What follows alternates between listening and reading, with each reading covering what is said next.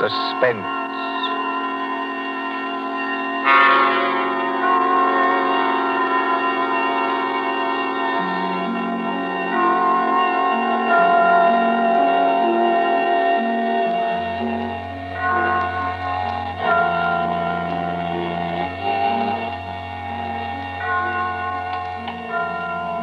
Now let's see. Suspect, suspectant, suspend. Here we are. Suspense. The condition of mental uncertainty, usually accompanied by apprehension or anxiety. Fear of something which is about to occur, as do not keep me any longer in suspense. For our story of suspense tonight, we invite you to enjoy The Devil in the Summer House by John Dickson Carr.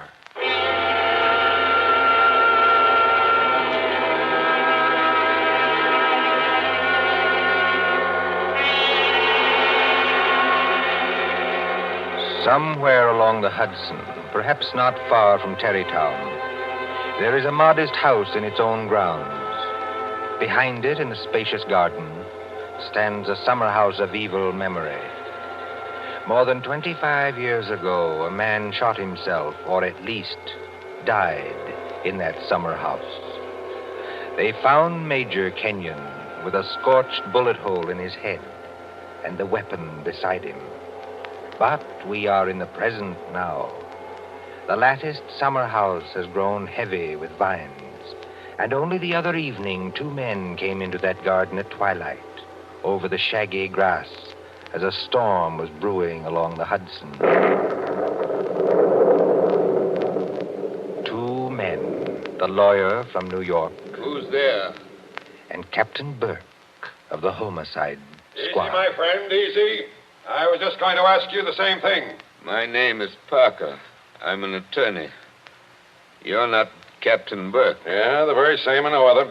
I thought I recognized you, Mr. Parker. Must be something important to bring you so far from New York at this time of night. I was in Tarrytown anyway. I thought there'd be a housekeeper here, but I don't see any lights. You've got business here? Yes, in a way. Have you? I don't know. I'll tell you better after you tell me what brought you to a place that no one has lived in for 10 years. Tell me, Captain. Did you ever get an anonymous letter from a dead man? Did you? No, I can't say I did. The letter's anonymous. How do you know the man's dead? Because they're all dead. Every last one of them. Dead and under the ground, where they can't be hurt any longer. Look. There's the summer house where Jerry Kenyon used to work. There are the windows of the library and the dining room. Looking toward it. Confound this lightning. Makes the windows blaze, don't it?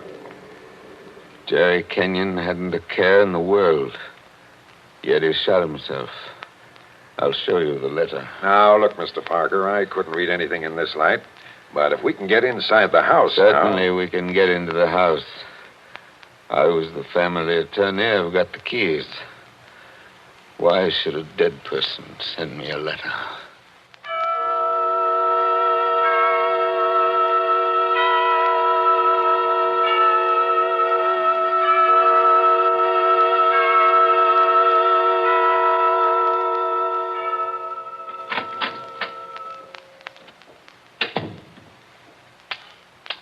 No lights working, eh?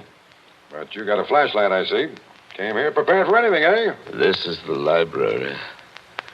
There were always candles on the mantel. Yes, there they are. Have you a match, Captain? Yes, I'll light them. That's better. Same old heavy furniture. Same old thick carpet. Same old globe map. Now, Mr. Parker, this letter that you were talking about. Yeah. Read it.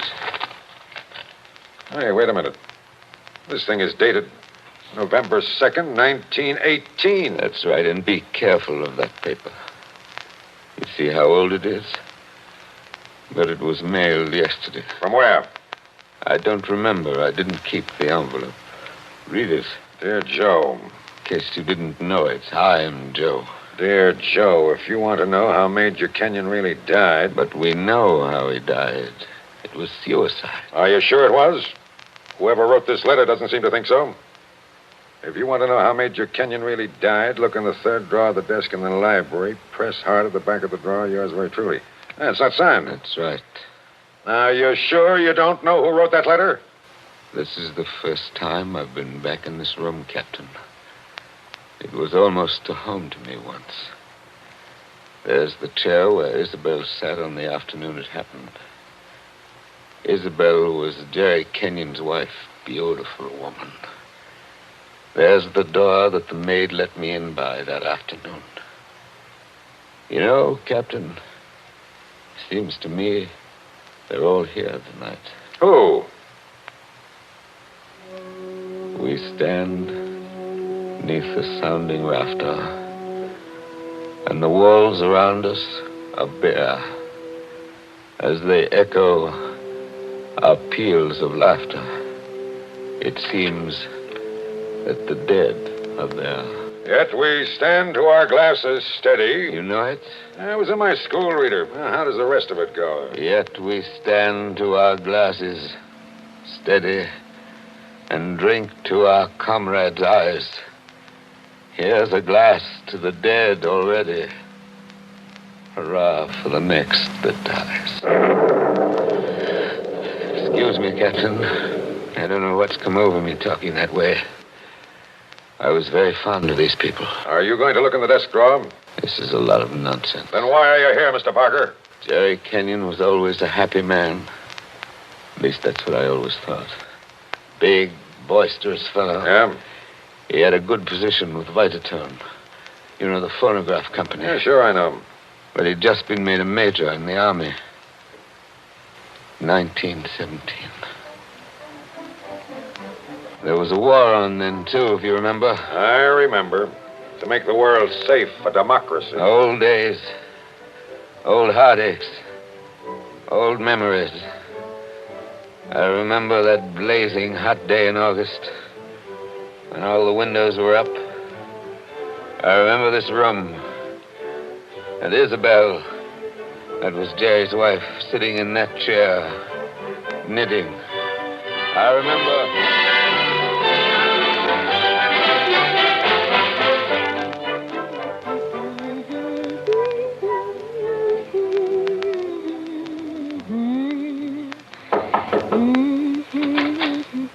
Oh, yes, Kitty. What is it? There's a man to see you, Miss Kenyon. He says his name's Parker. Yes, I'm expecting him. Show him in, please. All right, ma'am. Shall I take your knitting in your knitting bag? Why should you take my knitting? I don't know, Miss Kenyon. I just wondered. You can come in now. Thank you. Hello, Joe. Hello, Isabel. You sent for me? Joe, I must apologize for Kitty. Servants are getting to be a problem nowadays. She looks pretty enough to get along. Oh, Kitty's got large ideas. She wants to go on the stage, if you please, and do imitations, like Miss Draper. She only knew how hard it was acting all your life. Isabel, you've been crying. I have not. At least, Is that why you sent for me? I've missed you. You haven't been here in over a week, Joe. I had an idea Jerry was getting a little tired of having me around this house. Oh, no, Joe. Why, Jerry, Yes, what about Jerry? I wish I knew, Joe. That's why I wanted you here. Where is he, by the way? I want to say goodbye to him before he leaves. He's probably out in the summer house where he works with all those papers. He's got a lot of work to catch up with. He's going overseas tomorrow. Yes, I know. He's out there. He's been out there all day. His last day here, and I've been alone. That sounded like a shot. Yes, it was a shot, Joe, In the house. dear. Doesn't seem to worry you.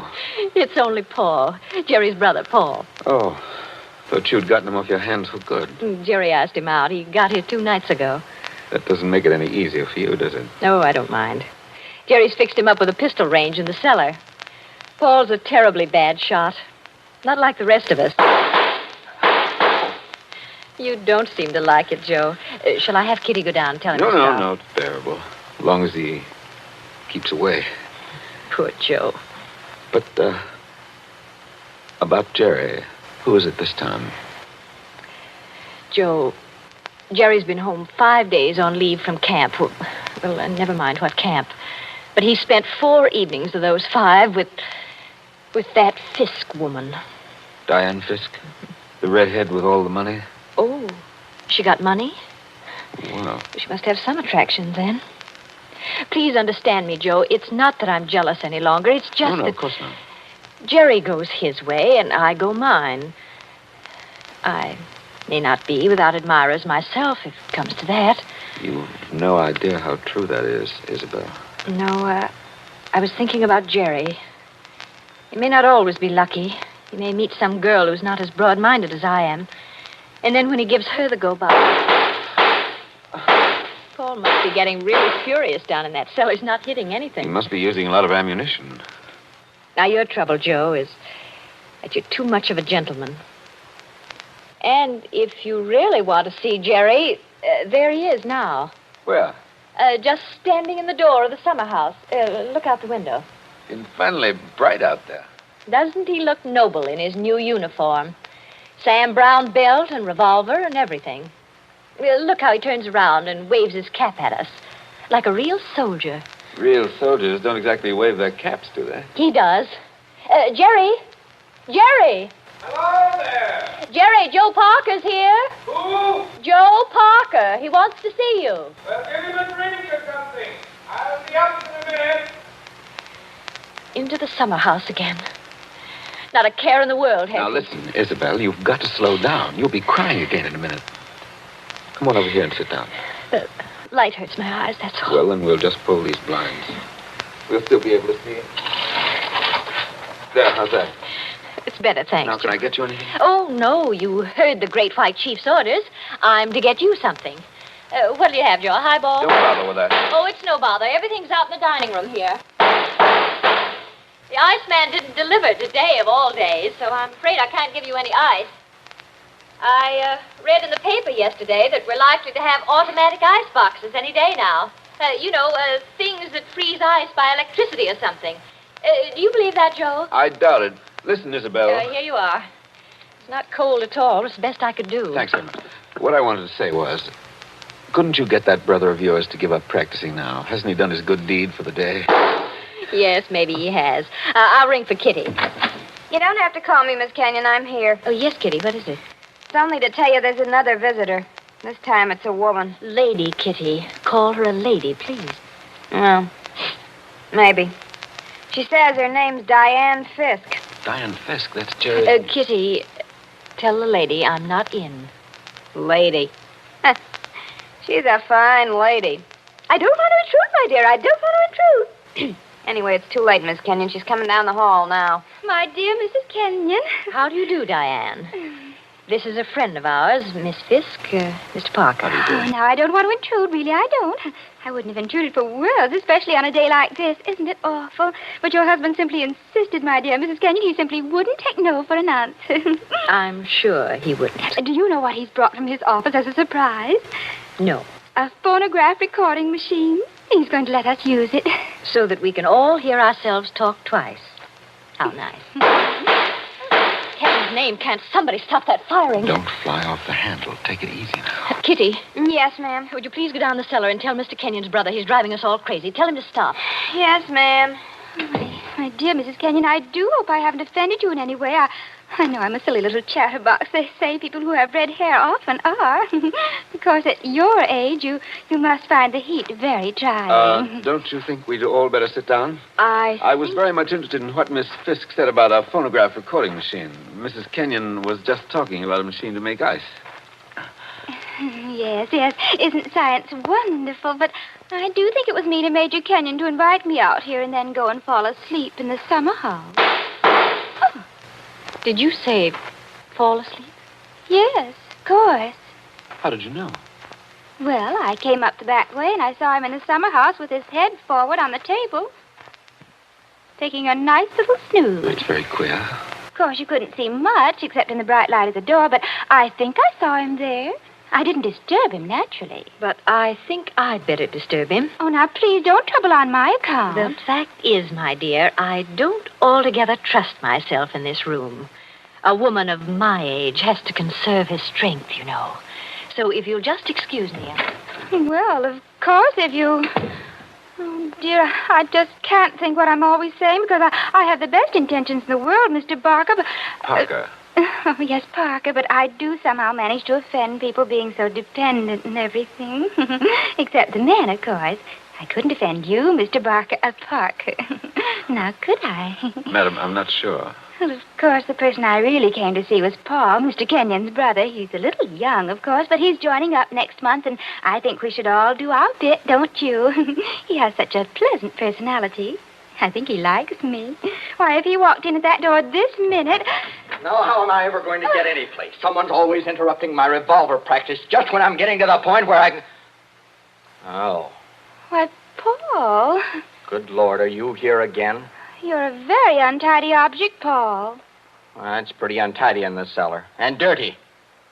I've got cockroaches on me, so keep away. Did you have a good day shooting? Swell. One of the best. Hit the target? On the only shot that mattered, I hit the target dead center. That sounded like Isabel. I think it was Isabel. Why have you got those blinds down? Get them up. What is it? What's wrong with you? What are you looking at through that window?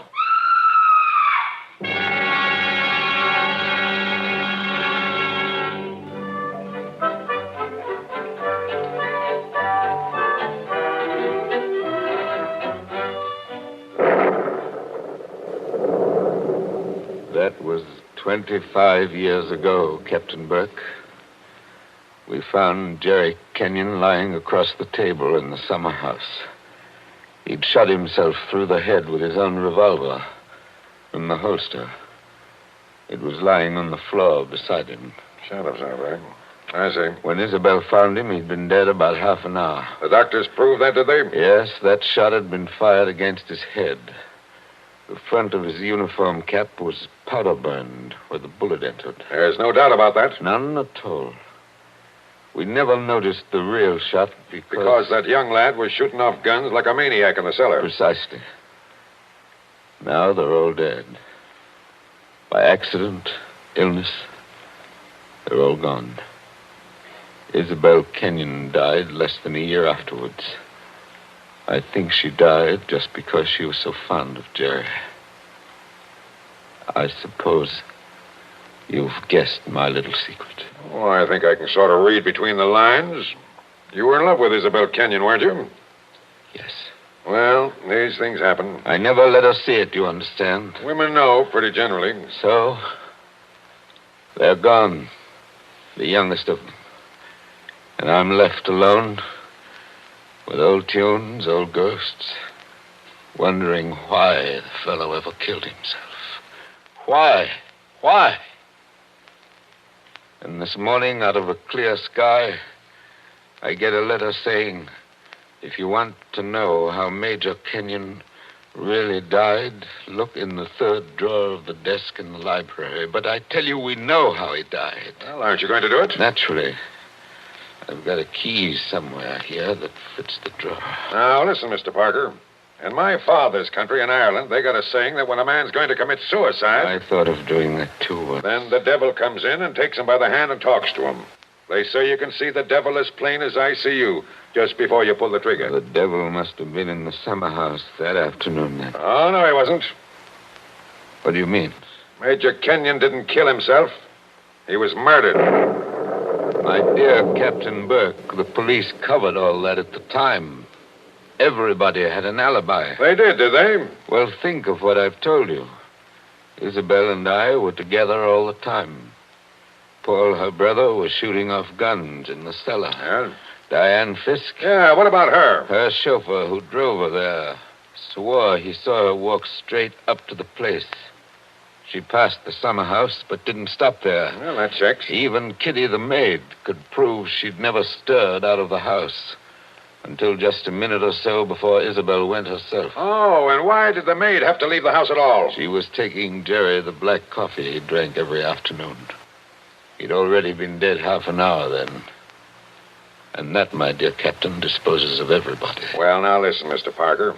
You're a good guy, and I'm not going to hold out on you any longer. You see, I say Major Kenyon was murdered because I know he was murdered. By an outsider? By one of the people in the house. That's impossible. Is it? Well, why don't you open that desk drawer and see? What time is it? It's 7:45. 7:45. And I haven't got much time. For what? Holy St. Patrick, will you open that drawer? If it's waited 25 years, my friend, it can wait a minute more. I've got the key somewhere in this bunch of keys. Everything the same. Paul never altered what he inherited. Same old desk, same old phonograph. Same old... I think this is the key. Yeah, it opens. There's nothing here except one or two old newspapers. Everything very dirty. The letter says to press hard at the back. Now, have you tried that? Doesn't seem to. Yes, by George, it does work. Well? There seems to be a movable back on a hinge. Well, what's inside? Some sort of flat brown paper parcel sealed with wax. And about as dirty as it can get. Open it, man. Open it. I'm going to. It's a phonograph record. There's a plain white label. Something on it written in pencil. I don't see too well nowadays without my glasses. Here, give it to me. I'll read it to you. Go on. A record of how I killed Jerry Kenyon. Say, don't you get it, Mr. Parker? This is the real goods.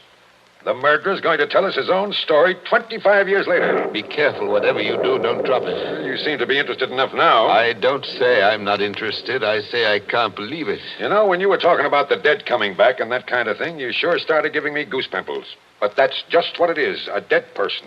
Now, there's the phonograph. Put that record on. Let's hear what the ghost says. Any of them could have made the record, of course.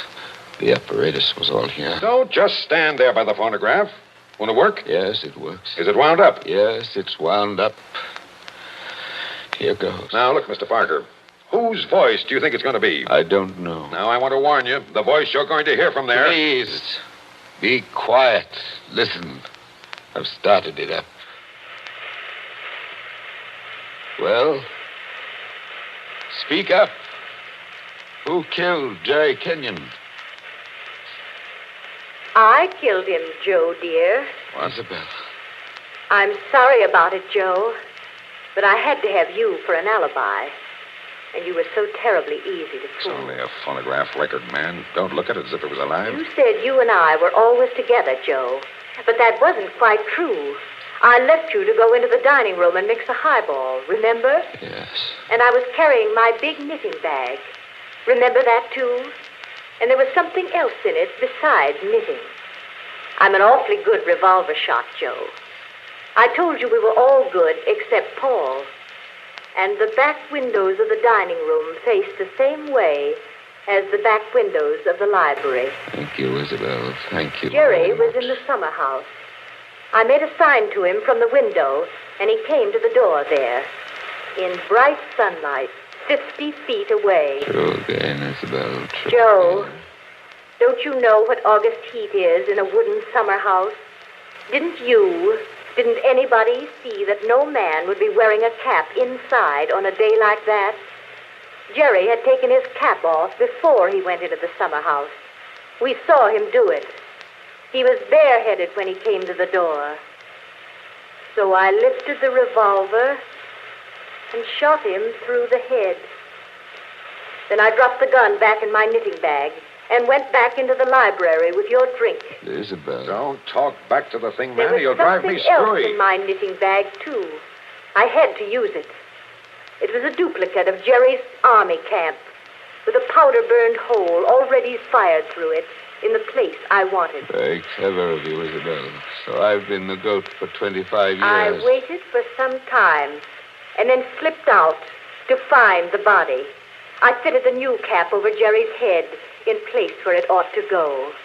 I put the old cap in my knitting bag. I took his revolver out of the holster and kept it. The gun that I used, I dropped on the floor beside him. So I proved it was suicide. You see? You proved it to me. Joe, listen, I'm very sick. They tell me I'm going to die. You are dead. Joe, I'm afraid. I'm going out in the dark, and I don't know what's there. Don't go away, Isabel. Come Joe. on. Just for a minute. Okay, I've had just about enough of this. Joe, I want you to tell everybody about it. I want you to tell them how a poor, crazy woman couldn't stand that man any longer, and how... There. It's cut off, and it's going to stay cut off. Thank you. I've heard about enough, too. But you can't arrest her now, my friend. You can't arrest her now. After hearing that, I'm not going to arrest anybody. Tell me, Captain. Did you know what was on the record? No. That's why I had to hear it. I knew about it, but I wasn't sure what it had to say. But so help me, I never guessed how hard it would hit you. Man, don't you get it even yet? Yes, I get it. Oh, no, you don't. You don't see anything. That was how the fake suicide was managed, yes. That's just how it was all done, bar one or two little things. Only... Only what? Only it wasn't Isabel Kenyon who committed the murder. Did I hear you correctly? You did? This is another one of your little jokes, I imagine. Can't you let me alone? Have you some kind of personal spite against me? What did I ever do? You're going to hear the real truth now if I have to hold you down in that chair. I know Mrs. Kenyon didn't kill her husband because I've just come from talking to the real murderer up the river. But they're all dead. Oh, no, they're not. And I haven't got much time either. That clock's just going to strike 8. What's the time got to do with it? Good deal if you'll follow me. Mrs. Kenyon died less than a year after her husband, didn't she? Yes.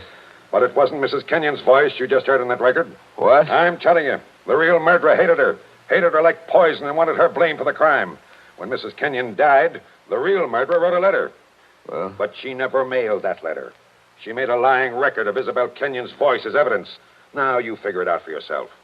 Who was pretty enough to take Major Kenyon's eye and strike back like fury when she got thrown over? Who wanted to go on the stage and do impersonations? Kitty, the maid. Ah, you're talking sense. She shot Jerry from the dining room window. When she couldn't borrow Mrs. Kenyon's knitting bag, she went out to the summer house with a gun and the fake cap wrapped in a napkin on a coffee tray. She did go out, I remember. Actually, she got there before Mrs. Kenyon did. But the summer house was dark inside, and Mrs. Kenyon never noticed her. The next day, Kitty wrote that letter, but she couldn't bring herself to send it. So she kept that letter till the day before yesterday. Then one of the boys at Sing Sing... Wait a minute. Thinking he was doing her a kind action, put a stamp on it and mailed it. Did you say Sing Sing? Yes. They're electrocuting her tonight for the murder of an Italian down at Collier's Hook. I found out about the record, all right. But the one thing I wasn't sure of was that she had done the job alone. Now, frankly, the way you acted, I thought that you might have been in on it, too. Well, that's why I had to hear it through.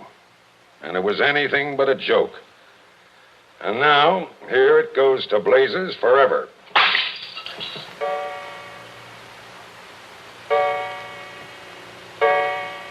Eight o'clock.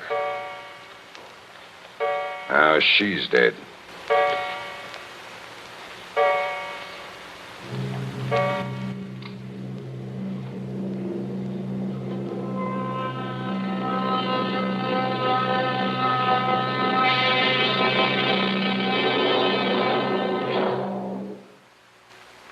And so ends The Devil in the Summer House. Tonight's story of Suspense.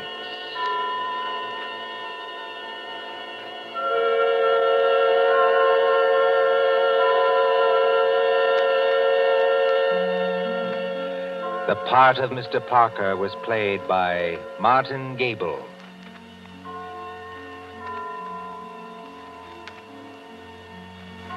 Again next Tuesday at 9:30 p.m. Eastern Wartime.